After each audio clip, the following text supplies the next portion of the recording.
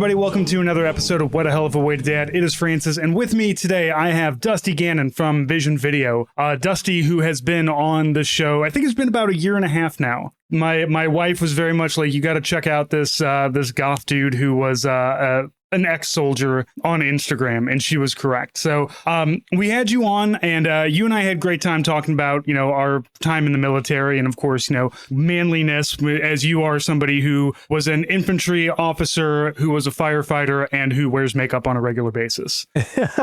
Yes, the latter of which is the most manly because it requires the most bravery, I think, especially these days. I think the most bravery, and also, you can't, it's not something you can brute force. You've got to be, it requires a delicate touch and finesse. It's very Bushido in that way. Absolutely. I've truly excelled in my camouflage paint classes during infantry school when I was enlisted. So, that's all where it really comes from. Right. I mean, that's the gateway drug. Shading your shine areas and shining your shade areas. That just leads into, now I'm doing full face paints, just going full thing. You haven't gone full juggalo yet. And that's what's important. Nah, that's a bridge too far. That's like one too many. And I respect those kids because they're just doing their thing. They're not really hurting anybody, but yeah, we agree with them politically for the most part. Yeah. And hey, look, I'm a Midwesterner, so I grew up with Insane Clown Posse too, but I understand. Yeah, it's not really a group that, regular people want to mix it up with, Yeah, there was like my fiance and I were like talking about it a few years ago, like kind of jokingly, we were like, we should go to the Gathering one year. And I was like, and I was kind of serious. And then I was like, I feel like that's the thing that you think is going to be really funny and fun. And it probably would be for the most part, but it also is going to be really smelly and really like uncomfortable a lot. You're going to see a lot of things you don't want to see. Because it is very clothing optional at a lot of a lot of these things. Like, you just get naked and do meth, and like if that's what you want, man, you do you. Like, there's a place for you for that. Yeah, and I remember watching this like documentary. That there's so many documentaries on the Gathering because it's like one of the most interesting anthropological things you can study probably in the modern world. But like, I saw this one guy who's just like carrying around a sign or a shirt or something. It just said, "Show me your butthole," and everybody acquiesced. And it was just like, man, there's a lot of buttholes there are very few buttholes that I would ever want to see. Right. So it's okay. The butthole is not something I'm looking out for. There's a great book by this guy Nathan Rabin who focused on, I focused on the two fandoms that people say are the two worst fandoms. One of them was Insane Clown Posse, and the other one was Fish. Oh man! So like half the book is devoted to him hanging out with fish heads, and half of it's with juggalos. And that's the bravest man I've ever heard of. Well, I think his conclusions came down to like, they're regular guys, for the most part. They're just normal people who really like this weird band, I guess. Yep. So exactly. Dusty, you were recently in Washington D.C. giving speeches. Now we'll definitely talk about your band Vision Video. And obviously we talked a lot about politics last time. Right. If anybody needs a reminder, we both lean pretty hard left. If this is your first time listening, I don't know how you went 8 years finding out this is a leftist podcast now, but oh no. Yeah. Joe, who does the history podcast, gets yelled at back and forth whether he's left wing or right wing, and he yells at me anytime I hint at politics on his show. So it's much harder when you're trying to do a serious podcast than when you're trying to do whatever it is that I do. But you were in the Capitol and giving speeches. So what were you there for? So yeah, it's a cool story. I mean, I was on tour recently. We did a West Coast run with the band, and about a week and a half before we finished that month-long run, about halfway through it, I got a message from Blue Sky, which is like, for those of you that don't know, it's what Twitter used to be when Twitter was Twitter. There's essentially an app called Blue Sky. It's the same thing. And this group reached out to me and they said, "Hey, we're this organization called the Mayday Movement. We are a essentially totally grassroots movement. We've got the permits to do a sit-in sort of indefinitely on the National Mall, and it's a pretty like straightforward list of demands that they are trying to achieve. And that's, the short and fast of it is they want the impeachment and removal of Donald Trump from the presidency and the White House due to his egregious affronting of the U.S. Constitution. And, I am very hesitant to normally just immediately say yes to something without vetting it super intensely, because there are certain organizations, even within, say, leftist spheres or whatever, progressive sphere, whatever you want to call it, that I don't necessarily agree with some of the things, right? Particularly on matters of things like Palestine and the Israel situation and all the horrible things that are happening there. And that's not just like a catch-all, but, I usually am just a little bit more involved in scrutinizing like an organization like that. But I saw that it wasn't some huge thing. It's just it's like this very small group of people that have no funding other than what they are putting up themselves. And these are not like affluent rich people or anything like that. There's no sponsorship. There's no nothing. And they said, hey, we'd love it if you had the time, if you can come out for May Day. Because we're getting started on May 1st, and we will be there sort of indefinitely. And I said, you know what, I'll come because I have a flight credit from Delta that I need to use now, and I have no ability to use it for anything else on the horizon. So I was like, all right, I'm just going to use that, and I'm going to get up there. And so as it was not some huge organization, it is a very small, incipient movement. And it wasn't this massive crowd or anything, but I don't really care about that. It was an ability for me to tell my story and why I think that what is happening right now is absolutely egregiously terrible and is a direct descent into authoritarianism and fascism from a historical perspective, sure. Not just a party politics thing, and it was great. It was awesome because it was exactly how I figured it was going to be. It was very, very, like I said, grassroots. I mean, these are just the people out there volunteering their time and their money and their efforts. There's just a handful of people that are at the core of it. And there's a very diverse collective of ideologies there too. It's not just, Democrats, or it's not just, socialists or communists, or there's a bunch of different kinds of people that believe in different things. But the unifying, abiding sentiment is we all may disagree on this, that, and the other, but this is not acceptable, and we will not bode well in the future. It doesn't bode well for us in the future as Americans if we allow this to continue going. Donald Trump has managed to do two things that I never thought I'd see in my lifetime. One is unite leftists against a common cause, and two is unite China, Japan, and Korea against a common cause.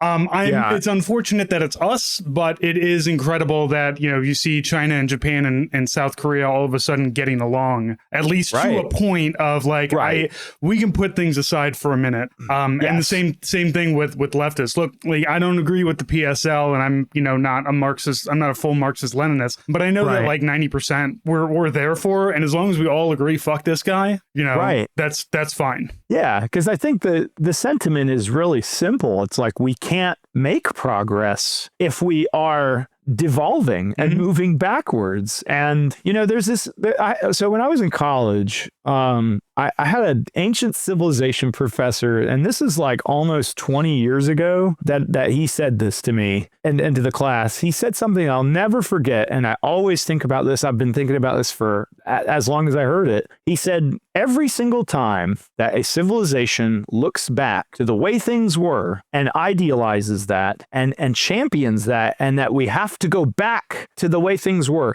it has never once in single recorded in history, never once has it worked. And I remembered that from like 2006, 19 years ago. I mean, it's like, how crazy of an omen was that, you know? You can't ever go backwards on this, and every time you do, it's just fascism, as it turns out. Yeah. As soon as you're forcing people to like, no, I want to go to these ideals that we had in the 1950s, and then you look at those ideals, you're like, look, if you're just talking about, you know, one salary can pay for a house and feed a family of 4, sure, I'm with you 100%. But as soon as you start looking at everything else that's going on in the 1950s beyond that very, very like broad stroke of something that only existed for some people also. Right.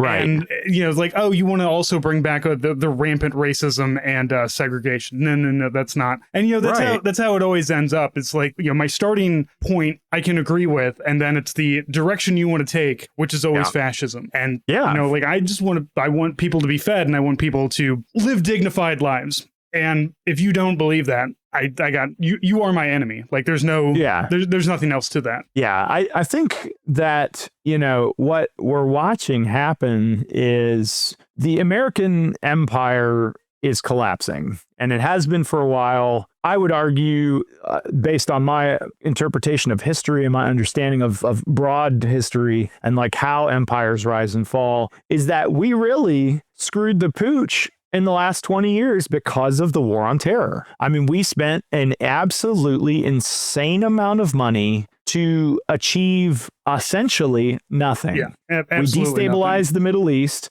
We lost 7,000 to 8,000 American service members. We spent $20 trillion that we know of. I mean, we have absolutely done nothing with that. And every major empire kind of goes through that moment of military overreach where they say, oh, we need to control this one thing, and then it's going to open access to this region of the world. Funny enough, I'm currently reading a book called The Other Side of the Mountain, which is... Oh, it's a great book. Yeah. So great book. Yeah. It's about it's just vignettes and stories from Mujahideen fighters. And I love it because this is written by and specifically for Marines. So it's very simple, and it's just a bunch of stories of like, so here's how we ambushed and killed a bunch of dudes, and here's how shitty they were at fighting. And yeah, it's that same like, and I will at least defend, you know, American troops. Like the wars weren't great, but we were at least adaptable, and we were at least able to say, okay, this is not working, we need to do something else. If our convoy gets hit in a certain way, we learn to do something different so it doesn't get hit in that way, which the Soviets did not do. But like still, regardless, like even with as strong of a military that we have and as much money as we dumped into it and all the technology that we have, we still couldn't beat a bunch of people who had some old busted AKs and, you know, living off of a handful of rice in the mountains and killing the shit out of people constantly. Oh, absolutely. We just, you can't fight against a guerrilla. That's another thing. No war can stand up against a guerrilla force. It's just not possible. Every time you kill guy, you make 3 more. It's a terrorist hydra. That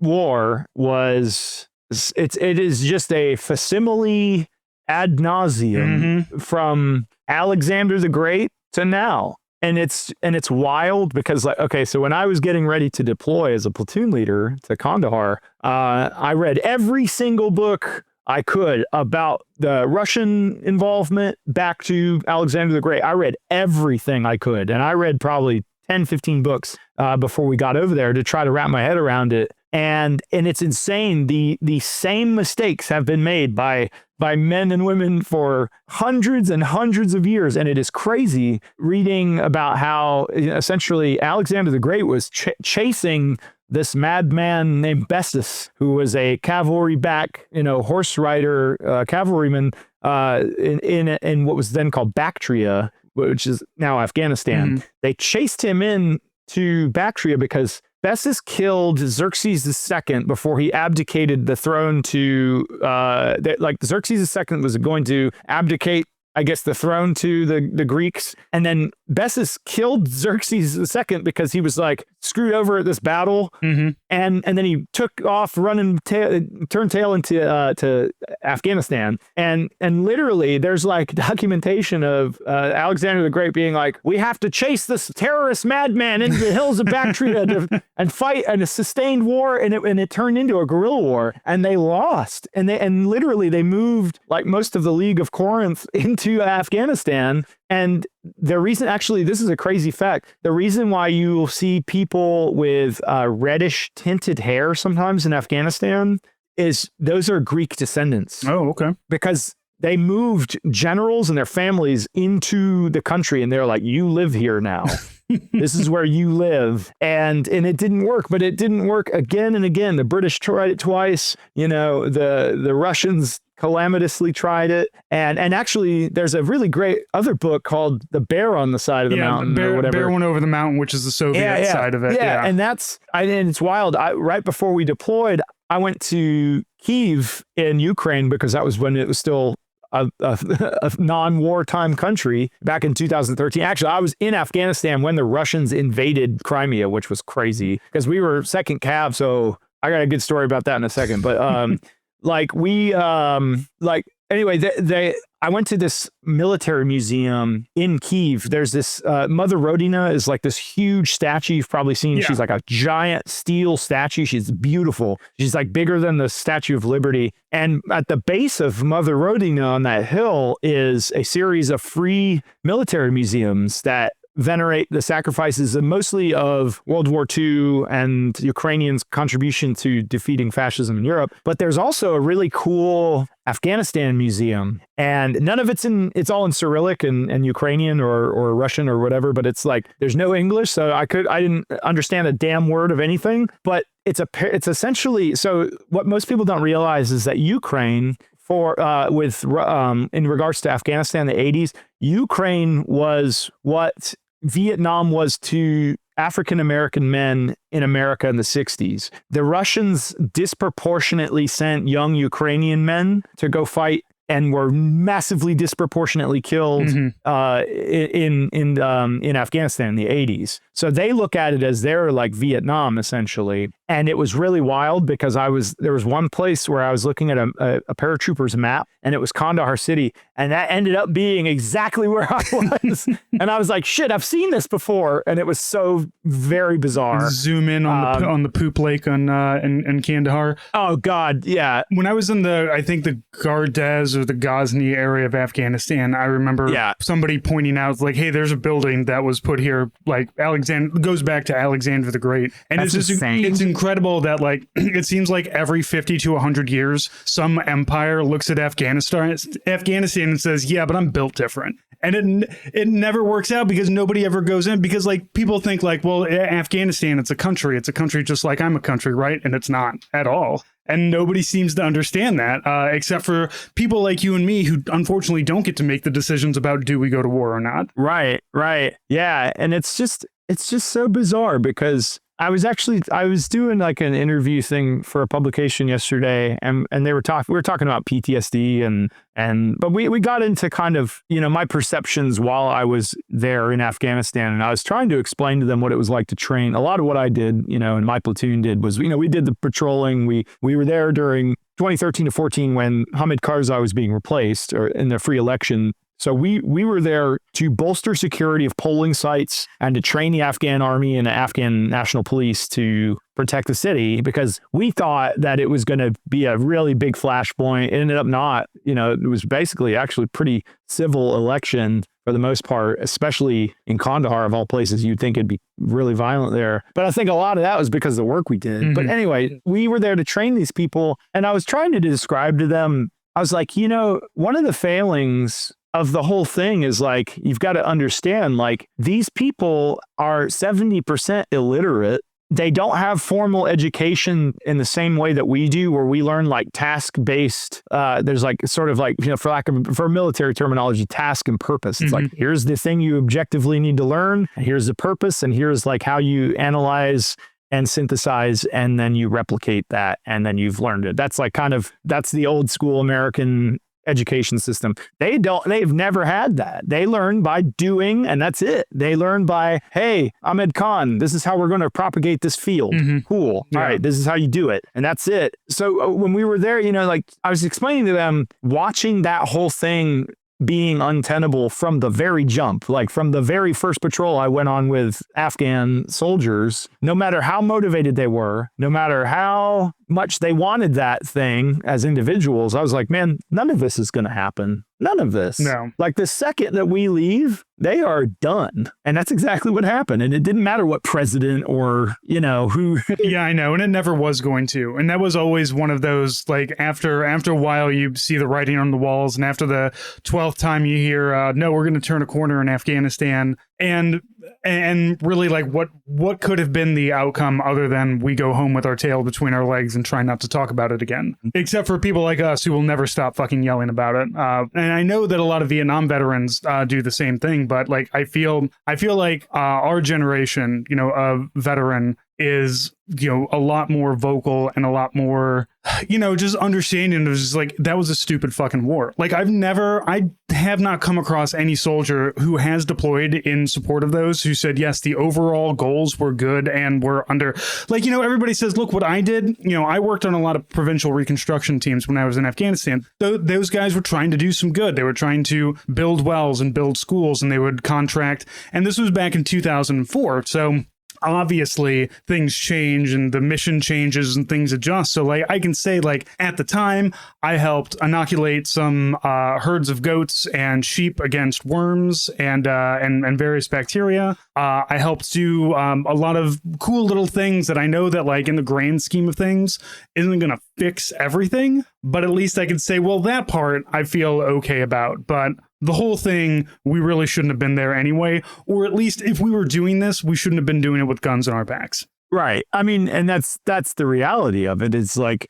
when that is something that will forever bother me, forever spiritually bother me about this country, is that there is no institutional learning. There is no knowledge passed down. But that's what I don't get, because there is, because we have lessons learned and we have after action. So like, I know that the military as an organization has an ability, because I mean, we have a center for lessons learned, because we have people who will look at it and say, okay, here's what happened, here's what we did, and here's what happened, and here's what we need to change, or here's what we want to keep going. And we have this because of, the wars that we fight. But unfortunately, once again, the decision to do war is not being done in there. The people, because anybody who has studied Afghanistan and studied anything going on in the last 100 years in that country, who has read a single book about anybody who has gone in and gotten their asses kicked, will tell you this is a bad idea. And even if you're still going to do it, there are a lot better ways that you can do it than the thing that everybody else has tried. And I feel like America did try, but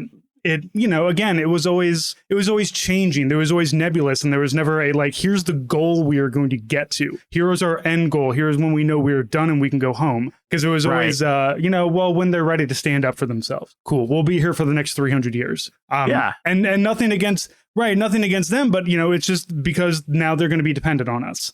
And we can do one or the other, but one way or the other, we fucked that country for the next couple of generations. Oh, absolutely. Yeah. And it's there. When I was there, I saw so much passion and desire from the people that we worked with, the Afghan people that we worked with, to make something better, to make something tenable, to make something secure and more modern, and to do away with the shackles of fundamentalism in the past. But the problem is that when you have people are orchestrating a war from, several thousand miles away, and they're not understanding the very inherent nature of the war itself, there will always be a total disconnect. And I really think that the biggest problem with that war, and it's the same thing that goes back to Vietnam, it's the same thing that happened in Iraq, is that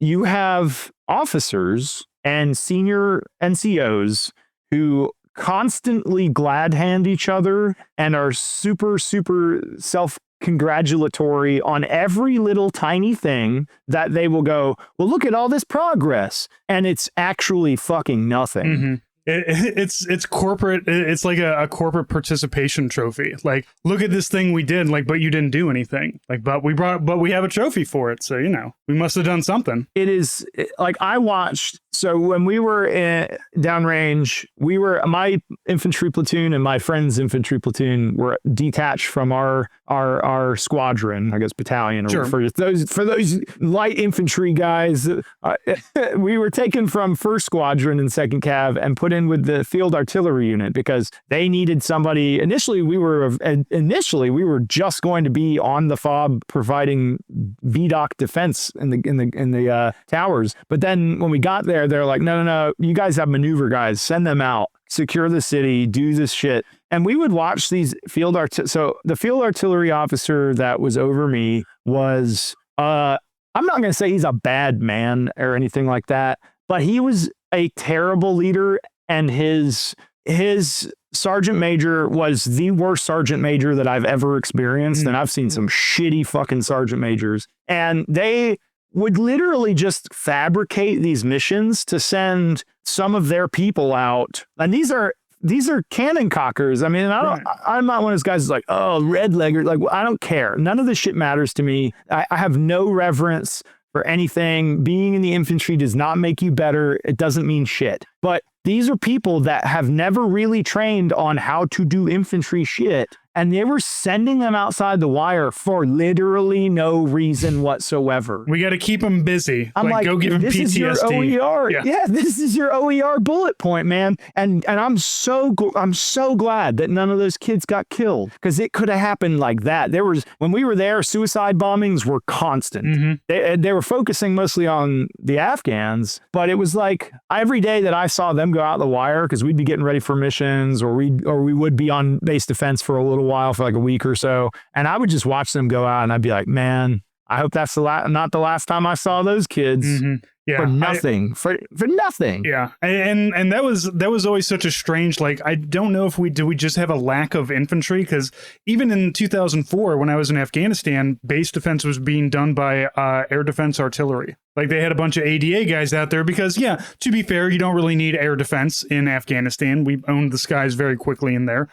So what are you going to do? Well, guess what? You're going to do mounted patrols now. Oh boy. That's my friend Joe, who was a tanker who did mounted patrols in Afghanistan. It's the same thing. It's just because that's the only job there is in Afghanistan. It's walk around until somebody shoots at you, and then all the people who support the guys who get shot at. And that's it. Those are the only jobs. That's it. That's literally it, and it's wild that we just spent so much time not understanding the complexity other than the people that were on the ground. And that's just, and it's such a it's like cliche to soldiers, especially combat armed soldiers, of hearing that, like, always listen to your people on the ground. But it's like, it's so true, and it didn't happen. It never does. I just see like that whole experience though. And to kind of bring this to modern day, and the craziest thing to me about what's going on in the world right now is that we are setting ourselves up for a catastrophe militarily. Oh, yeah, absolutely. We're collapsing. I have been doing a lot of I bring military reporters on, and the military has done a lot of steps towards recruitment. Like, hey, we have a camp now that if you can't pass the ASVAB or you can't pass the thing, we'll take you. You will be in the Army. So you'll get a paycheck and we'll feed you and everything, and we'll teach you, or we'll, get you back into shape. But it's not just, run around until you're skinny. It's, we're going to talk about, dietitians and everything. And, every time that it seems like there's some kind of okay, the military is doing something that seems not stupid. We're never going to say the military is doing a good thing by trying to get more people into it, but at least in this kind of regard, they're doing something that makes sense and that sounds smart for what they're trying to accomplish. And then, it all just gets wiped out. And it's just, we have to fire all of the, people, all the generals and the admirals who are not white people, not white males.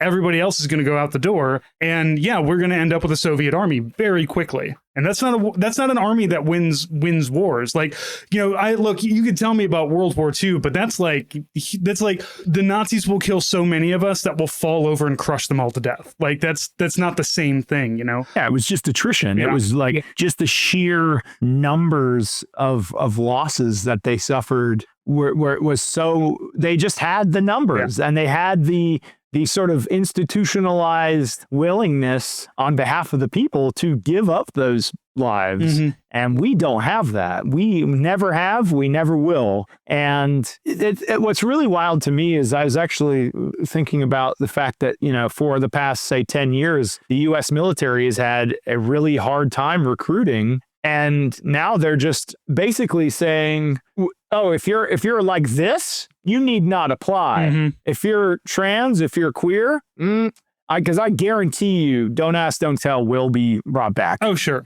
And if this in a matter of a year or two, and if it lasts long enough, they're going to start asking your politics before you join too. Like absolutely. And every single thing there just tears our army apart. Again, I know that there's probably going to be people out there who say good, but I'm going to tell you, you need a standing army. And for all the complaints, the U.S. Army did do occasionally good things, and having it completely gutted like this is really going to fuck everything up. Because really what it's going to turn into is in a military that's turned internally. The guns aren't going to be pointed outwards, they're going to be pointed inwards. And that's a thing that the founding fathers specifically said. This is why you shouldn't have a standing army, because the government can do this to you. Yeah, we listen to some things that the founding fathers said, like everybody gets a gun. I don't know why it's we very do selective. That one. Yeah, it's super selective. Like, that due process stuff. Don't worry about all that. But you can have your assault rifle for sure. Absolutely. Don't worry. Nobody's going to take your AR away from you, which is the most important thing. I mean, I think that, in regards to this whole war on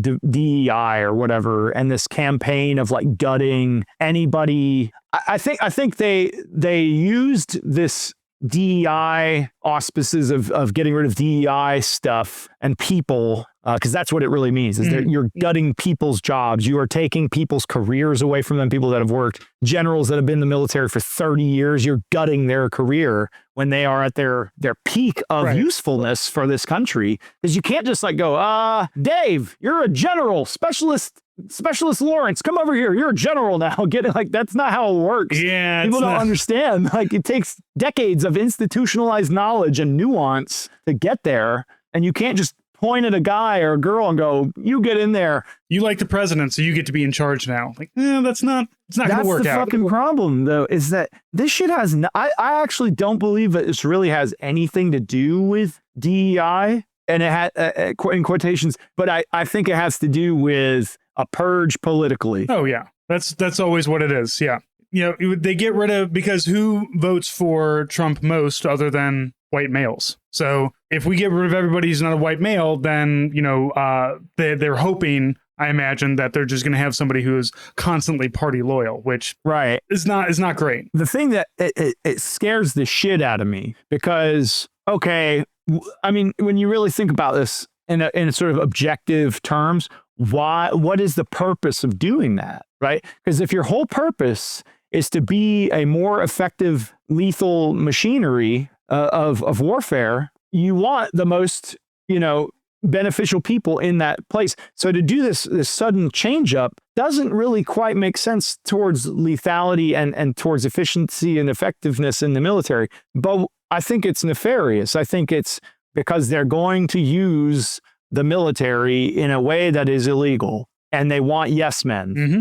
Full stop. They want to bypass posse comitatus and all this shit with like things like the Insurrection Act. They want to be able to militarize the police by using the literal military to bolster, whether it's martial law or something else. I think that's what they're setting up, and that's tinfoil helmet shit, but I don't care, because if I'm wrong, nothing happens. Right. If I'm right, then at least we're aware of it. Yeah, I often wonder about it with soldiers, because like it's easy to make cops like beat up on regular people because they're just so like indoctrinated with that from the very beginning of like every day you walk out the door wearing that badge, somebody could just fucking come up and kill you because everybody hates you except for like very specific people that you save, and also the people you saving kind of hate you too. The military doesn't really have that indoctrination.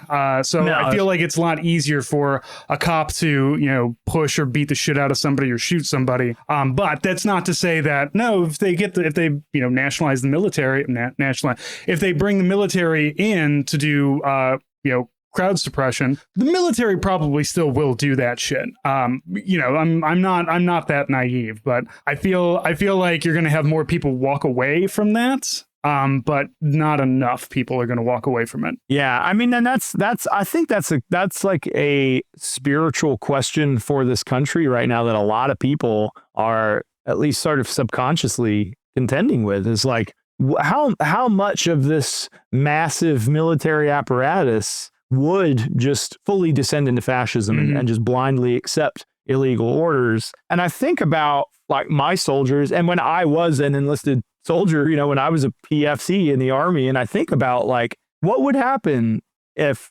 20-year-old PFC Gannon was told, hey, you know, go fix bayonets and stand in the street in downtown Athens because these protesters they're actually armed dissidents and they're insurgents. And would I give pause to that? I don't know. Yeah. I mean, I was an idiot when I was 20, but I also look at my soldiers when I was an infantry officer, and I had some of the smartest, most compassionate and considerate and ethical people under my responsibility when I was a PL. And I want to think that they would be like, what the fuck are we doing? This is terrible. The infantry is where I've met the smartest and the dumbest soldiers I've ever known. There's no middle ground. There is not. It's like I joined the infantry because I wanted to prove something to myself, and I wanted to get this, you know, this feeling while I was young of going out and doing these adventurous things. And then there's I couldn't get into literally anything else, and I didn't want to be a cook, so here I am. Yeah. But both, you know what? I got to respect it for both of them. Yeah, I mean, the road is the same no matter which path led you there. Yeah. I guess, and it's and I mean, it's still I still have pride in that service and in that organization, and I think that there's still value in service. You know, a lot of what I spoke about in DC was like, I still have pride in this country, and I still believe in this country, but we have to fix things, and we have to make sure that we're not just blindly going along with the narrative of something that is showing itself through action, not word, but also in word, to be insidious as fuck. Right. We have the infrastructure and the ability to feed everybody here and to house everybody here, and it's policy decisions that we don't. And so, you know, that like the idea, you know, the utopia of Star Trek, right, where everything is just, you know, you ask for something and it just materializes, you know, we're not exactly there yet, but of course also we are at a place of overabundance, and we just don't distribute things properly because it's not profitable to do so. And so like, yeah, like, it is frustrating to be like, we can do this. Like, we have the infrastructure, we have the logistics, we have the best logistics in the world that has ever happened. You know, the U.S. military in the United States can get, they flew a fucking Burger King trailer out to me on a C-17 when I was in Afghanistan. They can do anything. And we have that ability, but we just don't do it. And it's just incredibly frustrating that politicians have all this doublespeak and all of this, you know, back and forth where they, you know, want to say one thing, but they can't say it, and they can do this, but they can't do that. And the thing is just like, that guy's homeless. Give him a fucking home. Like, why is this hard? Give him food. We have food. I see, you know, locks on the dumpsters behind the grocery store all the time. What are we fucking doing here? And so it is like, I get that same feeling too, where it's like, I'm not an accelerationist where I just like, oh, let's just collapse the United States. I want to take the tools that we have at our disposal here, get rid of things we don't need. Like, we don't need all of this facial recognition shit. We don't need all of this, you know, high surveillance on every person, tracking every person. But what we do need is, can we get this truck of food to these people who need food? You know, it's can we get medicine to the people who need medicine? That's very easy. That's very simple to do. We do it all the time, just not consistently. And that's actually, I mean, that point in and of itself is a great point, and I think it highlights my frustration with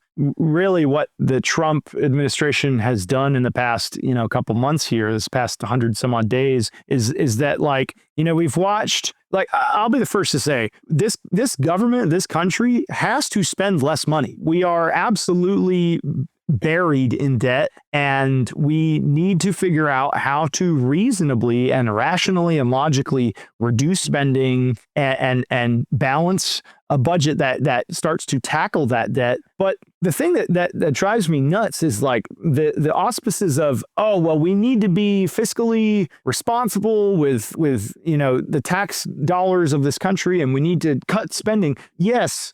Okay, but you're cutting the things that provide A, public good, and B, are not really, in the grand scheme of things, that expensive. Mm-hmm. While it's essentially a giant shell game. They're like, look, over here, we are cutting spending. But in actuality, we're dramatically cranking up the dollars spent on the military and the police state and all this shit. And it's like, we didn't actually do anything. The military, who has managed to lose 3 jets off of 1 aircraft carrier in the same deployment.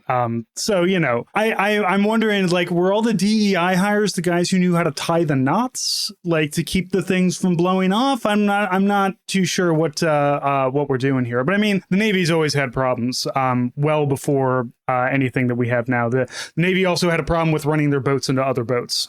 You're not supposed to do that. Yeah, but I think this is what happens when you sort of give a blank check and carte blanche to a person that operates entirely through cult of personality, mm-hmm. and not through any level of established factual evidentiary competence. Like, Donald Trump has never once shown me anything that I can point to, other than some, like, there were some tariffs that he did that were targeted tariffs in his first term that were carried over into the Biden administration, mm-hmm. because they actually ended up being a good idea, because tariffs aren't just like bad. People are like, oh, tariffs are terrible. Yeah, like now, yes. But you do need to target certain things to bolster your economic prosperity in certain areas. It's a balance. It's a balance, exactly. And the tariffs were never like, they're like 2%. It's not like 145% across the board. But other than that, I mean, I literally don't know of anything that he did that was, like, actually beneficial to this country in his first term. And then even past that, just him as an individual with his experience, his background of business and his failures in business, and all of the grifts that he's committed to, I'm like, this is what happens when you just give it all up to that guy, because he has effectively weaponized incompetence. Mm-hmm. He's put in all these people. Pete Hegseth. Like, what? I have more time in service than Pete Hegseth. That's fucking crazy, man. Yeah. Goth Dad is more viable of a fucking Secretary of Defense, and that should be upsetting to everybody. Yeah, you should never put an 04 in charge of anything. That's not what they're there for. They're there to fill National Guard 04 at that, which is like an 02 at best. Yeah, we love our part-timers, but I don't want you, me, or any of us in charge of the Secretary of Defense. I want somebody. Actually, no, fuck it. Put me in charge. I was a staff sergeant. There you go. Yeah, you'd probably run it pretty well. I mean, but that's the whole thing, is like, people don't understand, like, going to war college is really important. Like, having a background of administration of really, really large, complex organizations is important, mm-hmm. to be in the fucking Secretary of Defense. Right. That's not a figurehead job. Yeah, it's like he's got a G.I. Joe understanding of the military. You watch G.I. Joe and you're like, okay, here's the bad guys, here's the good guys, blue lasers versus red lasers, and nobody really seems to die. They just all kind of get up and run away. Like, that's what it feels like, all of the attacks that we've been doing in Yemen, it's just this, like, hit the button and then it goes boom and then we win, right? And it's like vaporized. Yeah. Yeah, cool. Like we just blew up that crowd of people. What were they doing? Don't worry about it. Yeah. They were bad. So you don't have that kind of as you said experience, or just at least a basic understanding of this is complex and important and I should pay attention. Because like, look, if you put me in charge as Secretary of Defense, look, obviously I'm not qualified for it in any way, but if I was there, I would try to grab as many people as I can and say, tell me how to do this job. And we're going to figure this out. And I will figure it out. And I'm in charge and I will make decisions, but I need your help to do these things because I'm not an asshole. I don't have a bunch of white nationalist tattoos all over me. So it doesn't end up, and that's also why I am not currently the SecDef. I am not a white nationalist toady. Exactly. We all have our crosses to bear. Some of them literally tattooed upon you. Ugh, yeah. Yeah, that's been an upsetting thing because I have like my dumbass moto fucking join or die dumb shit tattoo I got when I was 21 when I was an infantry soldier, and I was like, cool, American history. I got a military tattoo as well, but mine is incredibly embarrassing. I got the public affairs symbol tattooed on me. No way! Yeah. Oh, that's amazing. Yeah, there you go. I'm on. Dude, that's fantastic. That's awesome. I love that's actually the coolest military tattoo I think I've ever seen. Yeah, people when I was getting it tattooed and like all the tattoo artists were like, wow, it looks you getting a military tattoo. That was cool because it's got a sword and a lightning bolt and a quill. And you're like, yeah, I spent a lot of time watching Dragon Ball Z when on my deployments. So it's like, oh yeah, I'm getting this adjutant general tattoo. General, very cool. That's me. Yeah, I think that that we are really like the thing I've been thinking about a lot lately is because of these guys, like people like Pete Hegseth and all this stuff, is it's like, what is going to happen when the war isn't fun, cool war anymore? That's just like hit a button and watch the people get vaporized and it's totally sterile and we don't have to see anything. What happens when it gets serious and we end up in something that looks more like what's going on in Ukraine? Because all of the fucking bullshit that we have, 90% of it's not going to be usable in that kind of war. No. All those tanks, all that shit, it's fucking meaningless. Yeah, all the tanks were completely useless in the last war we did too. Yeah, tankers had a pretty good effect in Iraq, but in Afghanistan, it was fucking pointless. I literally never saw a single tank, not one, in Afghanistan. Yeah, there's no point to them, and you just don't know what that's going to look like because at this point, any war is going to be us as an aggressor, and that is an uncomfortable position for me, and I know everybody else in America, but like I think very specifically for the military to see an organization that of course has its problems and is not perfect, but in the 20 years that I was in, it improved. I will tell you in 20 years, it was better in 2020 than it was in the year 2000. And some of that was war experience, but a lot of it was just, hey, we need to be more open and accepting. So if you want to be gay in the Army, fine. I've known transgender people in the Army as well. Fine, come on in. If you can do the job, you can do the job. Pick up the ruck, shoot the rifle, engage your targets, right. Do your job.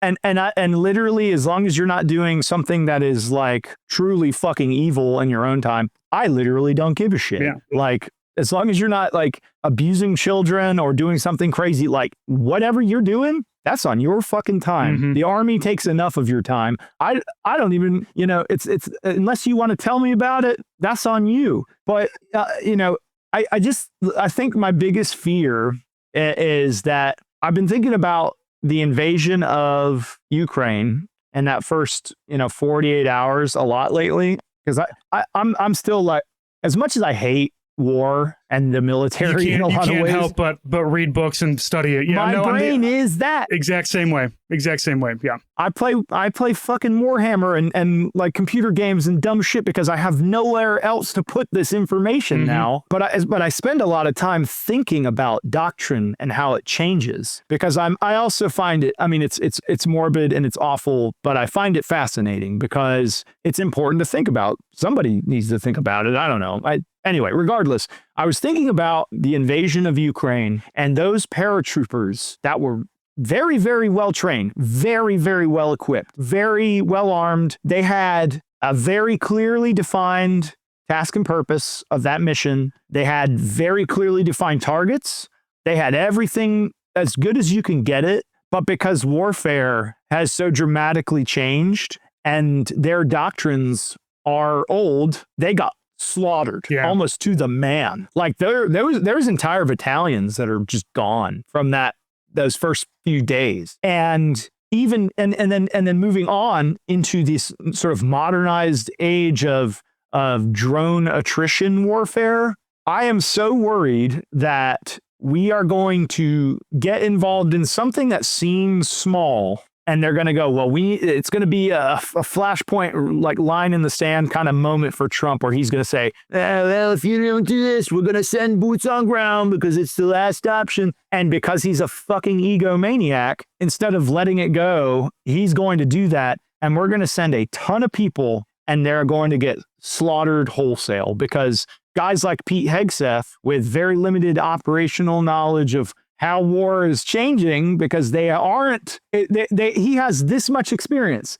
I have this much experience. We all have this much experience. These guys are going to be using doctrines that are fucking ancient, essentially. If they're using them at all. Yeah, if they're using any kind of strategy, but they're going to be sending our young people into battle for no fucking reason under immoral auspices, and then they're going to get absolutely slaughtered. And they're going to lose, yeah.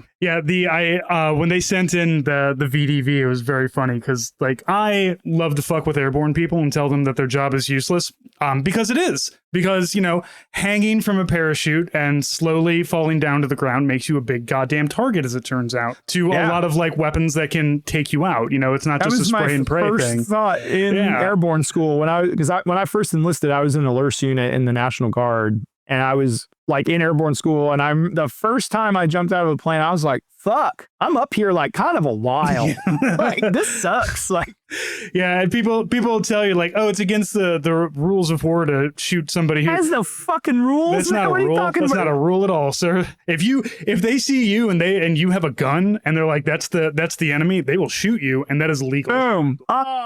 Who's gonna arrest me? Yeah. Like, that's insane. But yeah, no, it's totally outdated for sure. And it's, like you said, it's going to be an absolute bloodbath. And I am at this point, I'm not convinced we're there yet. Like, I'm not going to be somebody who says this is going to happen one day. Like, we're going to go into Canada, or we're going to try to forcibly take Greenland. I don't think that's going to happen. Right. But I think that there's a lot of this talk to kind of see how people feel about it. And the fact that everybody is yelling about it kind of keeps them like, oh, we'll keep talking about it, but we're not going to do anything. Of course, those things can change at any point in time. But obviously, everything that's going on, not just in the destruction of our federal government and the things that keep us, as a whole nation safe, the military itself, the thing that is supposed to be there to protect us, is going to turn into a Soviet army, where you're going to,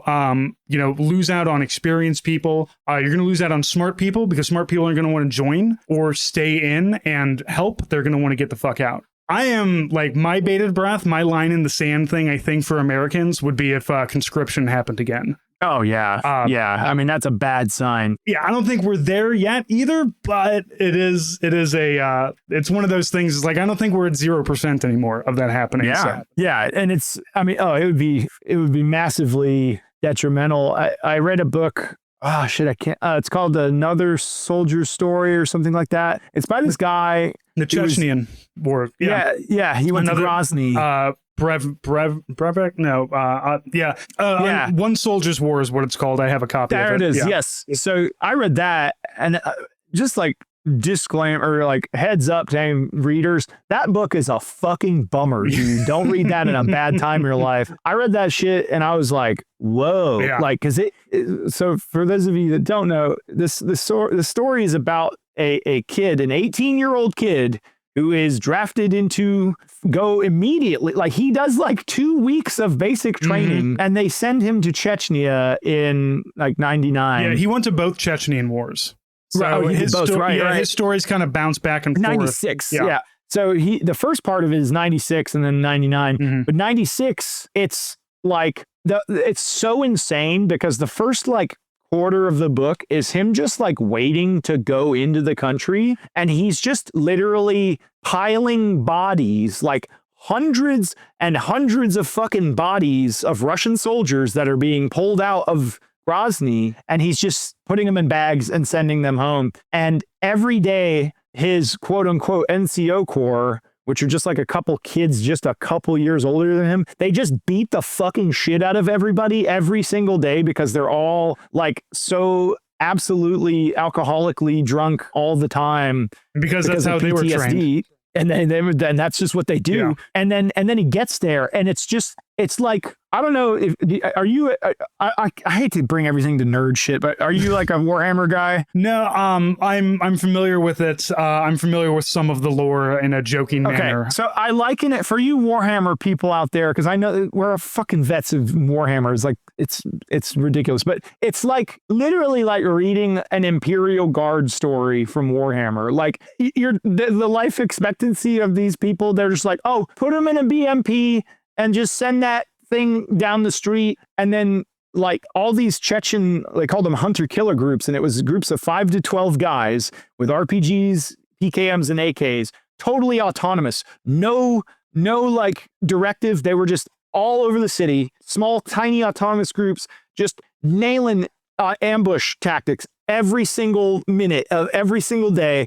And these kids are just being like absolutely slaughtered, and there's just like no hope. Mm-hmm. And it is the darkest, fucked up, most crazy shit. And a lot of it happened because the structure of the Russian military was essentially there is no real NCO Corps. You have officers and you have conscripts essentially, and you have a couple NCOs drunk. and everybody is hammered and nobody is actually that trained. And it's just numbers. It's the same doctrinal shit from World War II, and it definitely didn't really work. The only reason they won, quote unquote, is because they leveled the entire city. Mm-hmm. I mean, they just leveled the city. And I wonder, are we moving to that? Because all it takes is one really devastating war to wipe out your NCO Corps, especially. That's what's happened in Russia right now. Their NCO, they learned a lesson from 99. I read about how they started to really develop an NCO Corps. And then now they're all dead. Right. Then they fed them all through a wood chipper. They're all gone. Yeah.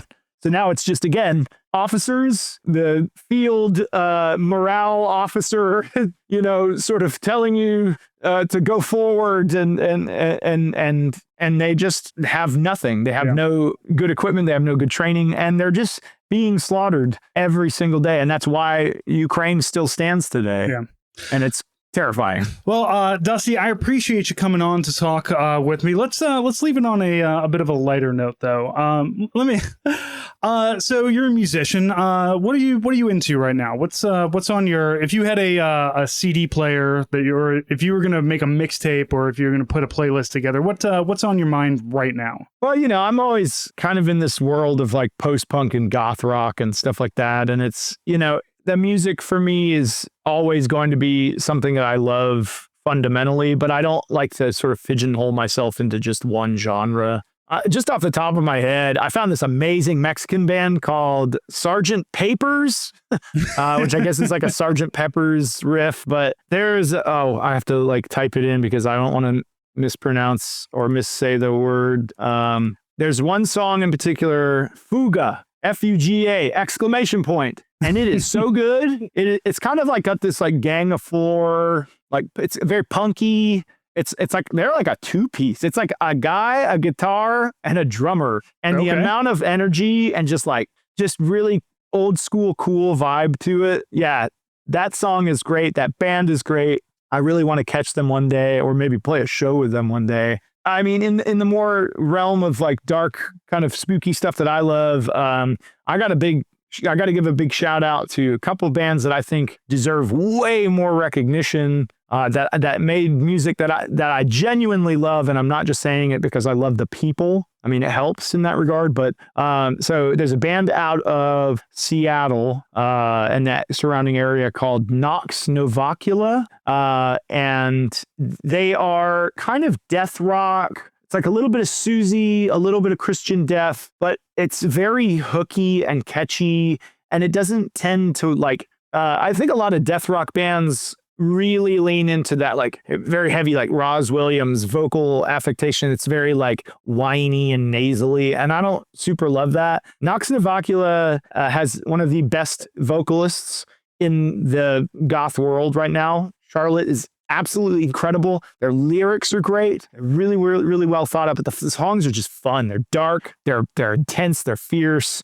And they just put out a new record last year that is phenomenal. It's so good. And then I would say also from Sweden, Then Comes Silence is a phenomenal kind of true blue goth rock band in the vein of like Bauhaus, but it's also got some like Clash kind of stuff going on, like a little bit of Sex Pistols and the Clash, like a kind of a early old school punk thing going on. And those guys are just phenomenal musicians. They write the hookiest, catchiest songs, and I find myself like humming them and singing them when I'm like walking around cleaning the house or whatever. So it's something it's just it's like really accessible, but it doesn't lose the like intricacy of like what makes goth music really cool. And I don't know, I've been listening to a lot of like old stuff as usual. The Replacements have been on my playlists a lot lately. I've been listening to a lot of like really early B-52s.